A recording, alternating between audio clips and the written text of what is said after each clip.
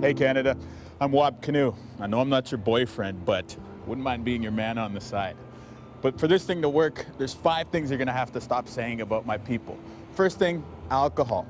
The big thing that separates us here isn't the alcohol, it's the poverty. Because when a non-native person passes out, they do it at a curling club or at a Nickelback concert. But when a native person does, they do it on the street, which is shameful, but oh so comfortable. Then there's this whole idea of get over it. You know, why don't you guys just get over it? You know what? I am over it. My dad was raped in a residential school by a nun. I'm over it. But it doesn't mean that we should forget it. Then there's the long hair thing. You know, some Aboriginal people do wear their hair long as a symbol of cultural pride.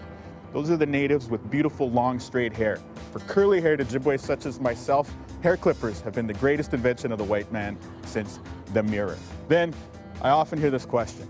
What are you guys doing with the $7 billion? The $7 billion we give Indian Affairs, what are you guys doing with it?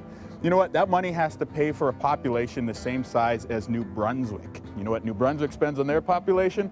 $8 billion. And yet I never hear Canadians ask, hey, New Brunswick, what are you doing with your $8 billion?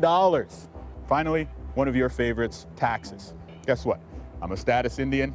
I pay income tax. I pay sales tax. I once even paid a land transfer tax. Ironic. It's all part of a much larger stereotype that Aboriginal people in Canada are getting a free ride. 140 years after the treaties, we're still waiting for the things that we were promised in those agreements to share the land. So I ask you, who's really getting the free ride?